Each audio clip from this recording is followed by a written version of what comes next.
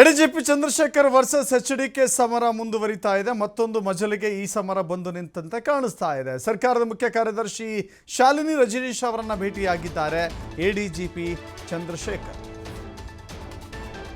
ಸರ್ಕಾರಕ್ಕೆ ದೂರನ್ನ ಸಲ್ಲಿಕೆ ಮಾಡಿದ್ದಾರೆ.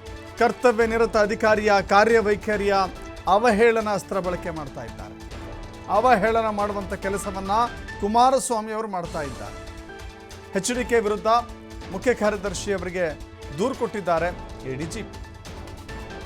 ಸಿಎಸ್ ಶಾಲಿನಿ ರಜನೀಶ್ ದೂರು ಸ್ವೀಕಾರ ಮಾಡಿದ್ದಾರೆ, ದೂರನ್ನು ತೆಗೆದುಕೊಂಡಿದ್ದಾರೆ. ಜೊತೆಗೆ ಎಡಿಜಿಪಿ ವಿರುದ್ಧ ಕ್ರಮಕ್ಕೆ ಕುಮಾರಸ್ವಾಮಿ ಅವರು ಆಗ್ರಹ ಮಾಡಿದ್ರು. ಇದೀಗ ಈ ರೀತಿ ಒಬ್ಬ ಕರ್ತವ್ಯ ನಿರತ ಪೊಲೀಸ್ ಅಧಿಕಾರಿಯ ವಿರುದ್ಧ ಒಬ್ಬ ಕೇಂದ್ರದ ಸಚಿವರು ಬಳಸಬಾರದ ಶಬ್ದಗಳನ್ನು ಬಳಸಿ ಅವಹೇಳನ ಮಾಡ್ತಾ ಇದ್ದಾರೆ ಅಂತ ಹೇಳಿ ಚಂದ್ರಶೇಖರ್ ದೂರಿನಲ್ಲಿ ಉಲ್ಲೇಖ ಮಾಡಿದ್ದಾರೆ.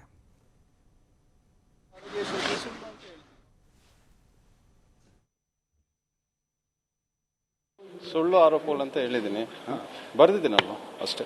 ಸುಳ್ಳು ಅಂತ ಹೇಳಿದ್ದೀನಿ, ಯದೋ ಧರ್ಮ ಸ್ಥದೋ ಜಯ. ಸುಳ್ಳು ಆರೋಪಗಳು ಅಂತ ಹೇಳಿದ್ದೀನಿ, ಬರೆದಿದ್ದೀನಲ್ವ ಅಷ್ಟೇ. ಸುಳ್ಳು ಅಂತ ಹೇಳಿದ್ದೀನಿ, ಯದೋ ಧರ್ಮ ಸ್ಥದೋ ಜಯ. ಸುಳ್ಳು ಆರೋಪಗಳು ಅಂತ ಹೇಳಿದ್ದೀನಿ, ಬರೆದಿದ್ದೀನಲ್ವ ಅಷ್ಟೇ. ಸುಳ್ಳು ಅಂತ ಹೇಳಿದ್ದೀನಿ, ಯದೋ ಧರ್ಮ ಸ್ಥದೋ ಜಯ.